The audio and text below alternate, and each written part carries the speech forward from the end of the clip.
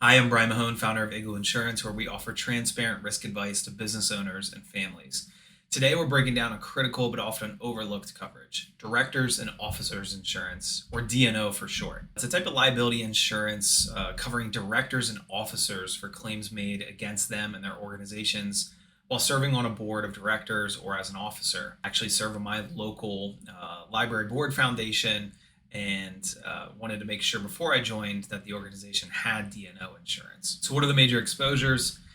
The first one really is breach of fiduciary duty. A lot of directors and officers take an oath of fiduciary duty on assuming the role at an organization, whether that's a nonprofit or private or publicly owned company. But a breach could be something like mismanaging company funds or essentially not looking out for the best interests of the company. Misrepresentation in financial statements or public communications, really lying. There could be regulatory actions from maybe the SEC if you're a publicly traded company or other regulatory agencies. There's also shareholder lawsuits, especially in startups or growing companies. Hey, I didn't like what the CEO did with this strategy or this tactic, and I'm a maybe an employee or a shareholder, and I'm going to sue you because steered the company in the wrong direction.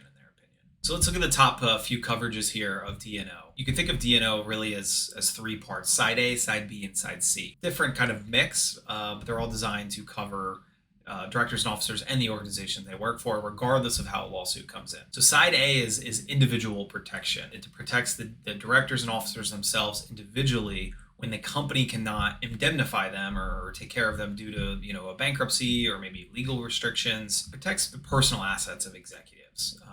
The company's unable to really. So say a director's sued personally, company goes bankrupt, Side A steps in.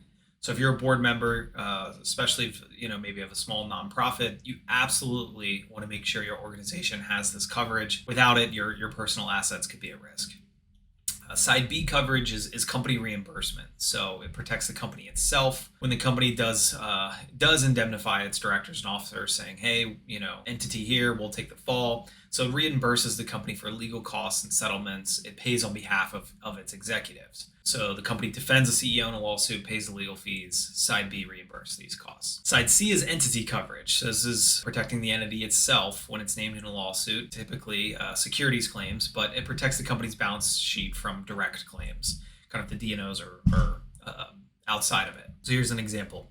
Shareholder sues the company for misleading financial statements. Side C covers the defense. Often defense costs are covered outside the policy limit, which is a good thing. It's offering broader coverage for you as the policyholder. These policies are on a claims-made basis. That's basically the coverage trigger. So coverage applies only if the claim is made during the policy period. The special things we recommend with D&O, besides having A, B, and C coverages, there's two things I'd like to mention. One is a runoff coverage, right? So if there's a merger or an acquisition or the board transitions, you want to make sure there's some sort of tail, runoff, extended reporting period. There's different names for this, but because it is a claims-made policy, you want to more or less buy yourself maybe 2, 3, 4 years worth of extra time to potentially submit a claim. The second thing I'll mention is a hammer clause. So it's also known as the consent to settle clause.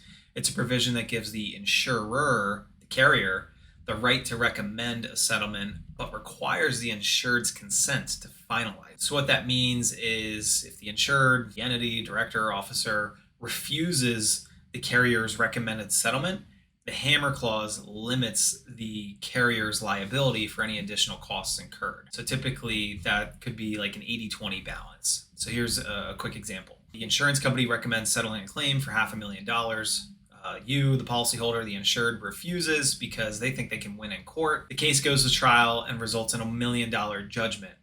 Under a standard hammer clause, the insurer may only pay up to that $500,000, and the insured is responsible for the rest, or the other half, $500,000. So we always try to negotiate this, a more flexible version of a co-insurance hammer clause, where the insurer and the insured both share the additional costs. Typically, we see an 80-20, could be 70-30, or maybe even 50-50 if an insured refuses to settle a claim. So you have to, there are political and ideological or ethical reasons you might disagree with your insurance carrier. At the end of the day, the whole point of insurance is to get you back in the place you were before the bad thing happened for the least amount of money possible. So typically carriers, when they try to settle on your behalf, they think they're saving you money and themselves, right? So here's some common tips to avoid when you're purchasing directors and officers insurance. You don't want to assume general liability covers it, because it doesn't. You likely don't have D&O in your BOP or package. Maybe if you're a small nonprofit, you have a little bit. You definitely want to review these indemnification clauses and see how this would affect how claims are handled. If you are a person who thinks you may never want to settle if you get sued by a shareholder or something, understand that whether you're publicly traded, private, small business, nonprofit, that lawsuits from a D&O perspective can happen at any level. Failure to update your coverage as your company grows, more growth, bigger company, more risk. Maybe $1 million D&O limit isn't for you.